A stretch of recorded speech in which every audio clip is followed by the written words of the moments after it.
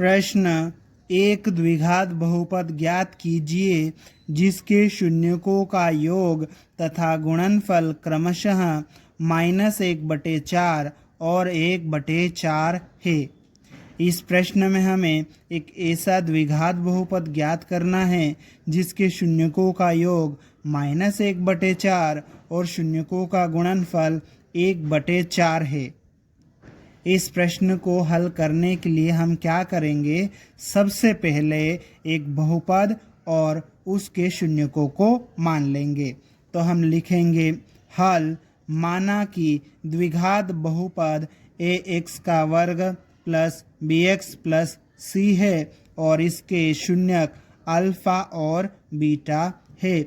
यहाँ पर हमने द्विघात बहुपद ax का वर्ग प्लस bx प्लस c और इसके शून्यक अल्फा और बीटा मान लिया है।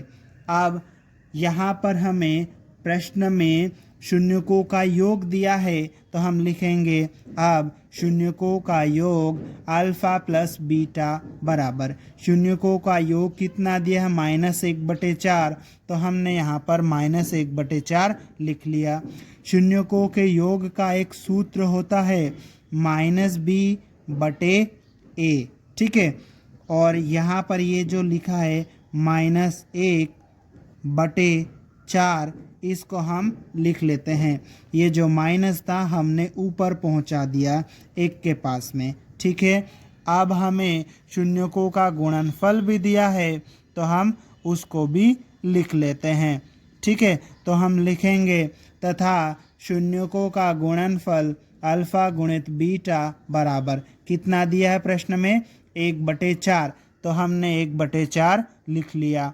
अब देखो शून्यकों के गुणनफल का एक सूत्र होता है c/a, तो हमने c/a लिख लिया है, बराबर का चिन्ह लगा दिया। ये 1/4 हम यहाँ पर लिख लेते हैं, ठीक है।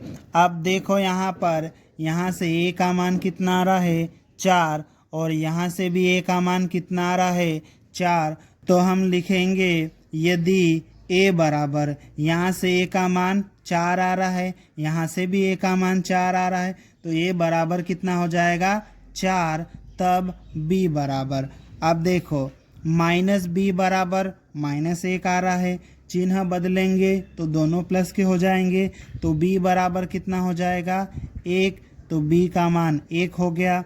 अब c बराबर कितना हो जाएगा 1, ठीक है। इस तरह से हमने a, b और c के मान निकाल लिए हैं।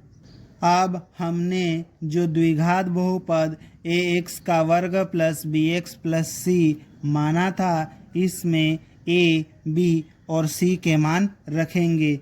तो यहाँ पर देखो a का मान कितना है 4, तो यहाँ पर 4 रखेंगे a की जगह पर, 4 का x² के साथ में गुणा होगा, तो ये 4x² हो जाएगा, ठीक है। b का मान 1 यहाँ पर रखेंगे, तो 1 का गुणा x के साथ में होगा, तो ये हो जाएगा x, और c का मान 1 है, इस 1 को यहाँ पर रखेंगे तो +1। इस तरह से हमारा बहुपद 4x का वर्ग प्लस x प्लस 1 होगा। इसको हम लिखेंगे, अतः अभीष्ट द्विघात बहुपद 4x का वर्ग प्लस x प्लस 1 होगा, और यही हमारा उत्तर है।